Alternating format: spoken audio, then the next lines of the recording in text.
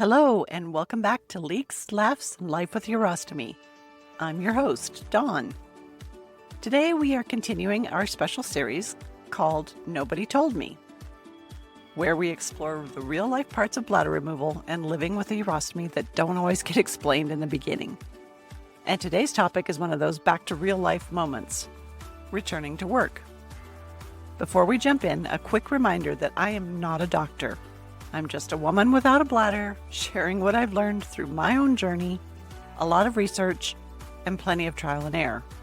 What worked for me may not work for everyone, so always check with your healthcare team when it comes to your own medical care.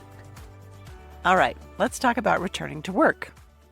On paper, returning to work after surgery sounds pretty straightforward. You heal, you recover, and then you go back to your new normal life. But what nobody told me is that this somewhat new normal, quote unquote, feels very different after bladder removal and living with a urostomy. It is not just about whether your body is physically healed enough to go back. It's about everything else that comes with it. Your energy levels that are not what they used to be, stamina that comes and goes in waves, and these both return as time goes on, just not all at once. The mental awareness, or lack thereof, and then learning very quickly that your body is still adjusting, even if your calendar says it's time to return. One of the biggest surprises for me was exhaustion. Not just tired at the end of day tired. I'm talking about that deep, bone-level fatigue where you can function, but only in short bursts, and then you hit a wall. Nobody really warned me about how long that part could or would last. For me, it was months, and even today, 14 months later, I still hit that wall, just not as often.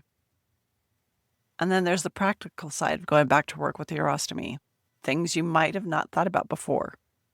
Things like bathroom access suddenly become something you think about more than you used to, unless you had IC. Then we all know where every bathroom is located from here to any of the surrounding states. And then there's the timing between the bathroom trips and the planning that goes along with that. And then the what ifs creep in. What if something leaks? Or what if you need to empty your pouch at the wrong time during a busy day? Or you're on a long phone call, or your break isn't for another hour and you feel the pouch about to explode. These are not things workplaces think about or allow for, and honestly, most of us do not think about them until we're in the thick of things. Being prepared for anything does help to ease the fears. Having your urostomy survival kit with you if you are working away from a desk or at your desk so you can take it easily with you to the bathroom when needed. Side note, if you're not sure what to put in these kits, please listen to episode number 11, Urostomy Survival Kits. I will tell you all you need to have in those. Another thing that becomes part of the equation, clothing. What is comfortable for sitting or standing for you all day? What does not irritate your pouch? What supports it? What lets you move without constantly being aware of what's going on underneath your clothes? Figuring out what is comfortable before you go back is a necessity. For returning to work, wear what you are planning on wearing when you do go back. I'd say a week, maybe even 2 before you return. That way you have a chance to figure out what does and does not work for you and adjust accordingly. Then there is the emotional side, which is truly the part nobody talks about, ever. It seems to get overlooked the most, and there are moments when you really just want to hide away from everything, but you can't, because that's not realistic, so you push through. Walking back into a workplace after something this big can feel weird. It feels awkward and downright uncomfortable. You look the same on the outside to everyone else, but you do not feel the same on the inside. And nobody can really tell what you've just been through. Your clothes may look a little bit different, but no one really pays that much attention to what you wear unless you come into work in your pajamas, which I get to do sometimes. There's this quiet adjustment period of where you are figuring out how to be you, again, in a space that remembers the old version of you. And it can take time. For me, it was not a straight line back to normal. It was more like figuring it out day by day. Some days went fine, and some didn't. Yes, I had the dreaded leak at work happen, and it was embarrassing.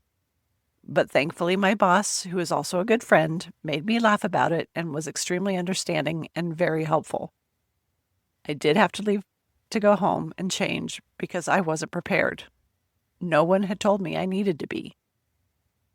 There were some days I was completely wiped out by noon and would come home and sleep for hours. And I had to learn to give myself permission to listen to what my body needed, because nobody told me that returning to work was not just a physical step. It's a full adjustment phase. Whether you choose the recovery phase that either supports you or works against you is completely your decision. There is no medal for pushing through too fast. And at the end of the day, going back to work after bladder removal is not just about showing up. It's about learning how to show up differently for yourself, with more awareness, more patience, and a lot more flexibility than you probably ever had before.